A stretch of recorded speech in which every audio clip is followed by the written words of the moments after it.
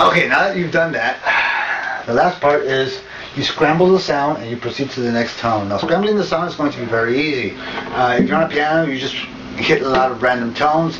If you're on a guitar,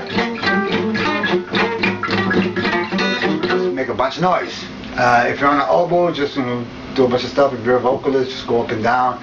What you want to do is you want to remove any relative pitch that you might currently already have from the process. And so creating a bunch of sound, a wall of sound or a bunch of noise will remove the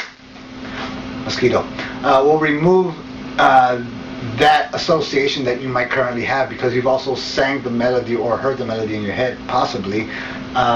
This will remove that from it. So if you're playing if you wind up playing, testing yourself on the tone of B, then you're going to work on E next. Well, most people know that's a perfect fourth. So you want to remove that from that. So create a wall of sound, and when you start thinking of it, just go strictly for that one tone.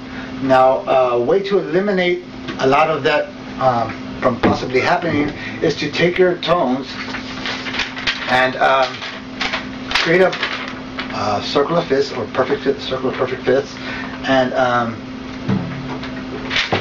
lay it down. Now, this is what I did. I created like a pie chart, and then every time I learned a new tone, I filled it in. Once I had all the tones filled in, then what I did is you kind of spin it around randomly, pick one, and then go from there. And then when you create your wall of sound, you set it down, you do it again, and then you pick another one and you go from there. So this way, it's not necessarily you going from one tone that you know to another tone that you know using relative pitch. Okay, you're actually trying to go ahead and just pick random tones, random pitches, random notes, so that way you can study that way. Eliminating you going from, okay, well, I know that's a perfect fifth, I know this is a major third, and remember, there's only 12 tones, so you're not going to be able to eliminate too much of that. So that's why just picking them randomly will help you much quicker and easier, because sometimes you might land on a tritone, sometimes you might land on a minor seventh. So it's going to be something that it'll be easier for you to spin it around and just pick a tone, because it's going to be very difficult for you to not wind up using relative pitch if you just try to say, okay, but now I want to go from an E. If you use a perfect fifth circle, you're going to go constantly up a perfect fifth. So just spin it around, land on one, and go for it. I mean, if it winds up going a perfect fifth, fine.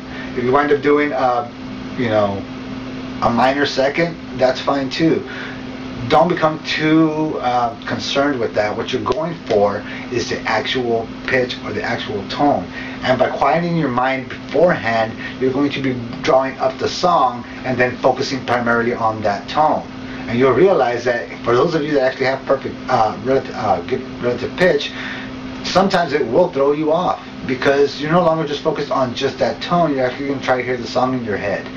Okay, and the song part will eventually later on help you much better for actually being able to hear music that you're actually writing within yourself. So just do that. Set it down, spin it around, pick one, go for it. Or you can put them in little pieces of paper, throw them in a little hat or in a cup, and draw one out and look at it, and then attempt that. Quiet your mind prior to doing it, and you can just go ahead and proceed to the next tone. So scramble the tones, go through it, pick one, scramble it all up, go another one, proceed to the next one. If you want to do them all real quickly, if you just want to focus on one tone a day, that's perfectly fine as well. Once you start doing this and you get one or two tones real quickly, you're going to realize that you're going to want to learn it as quickly as possible, and you'll have that ability. Now, whether you land accurately on it every single time will depend on how good your voice is and how well you can hear it and how good of a relative pitch you actually have. This is why I stated that this is mostly for musicians who have been studying 3 years or more, will be able to learn it in a week or less, and some even in a few days, like 3 days, such as I did. And the only reason was because I didn't have all 12 songs, so I wasn't able to pick all 12 tones. If I would have had if I would have had all the 12 songs with me at the time, or figured out how, learned which tones I needed, I'm sure I could have done it in one day. Now that doesn't mean that you're going to be accurate every single time. For people who've been studying music for a very, very long time, yeah, if you can distinguish, dominant 7 sharp, 9 chords, then yeah, this will make it very easy for you to quickly advance through this whole thing. I hadn't studied music in a very, very long time, so my voice wasn't anywhere near it, and that's why it took me 3 days as opposed to being able to do it much quicker. So have fun, enjoy, and please drop me a line once you learn this. And I'll be posting other videos as well, because I'm going to show you how to do it for, for children and for infants as well. How to teach them to develop absolute pitch. Now, they're not going to be able to do it in 3 weeks or less, or within a week or whatever.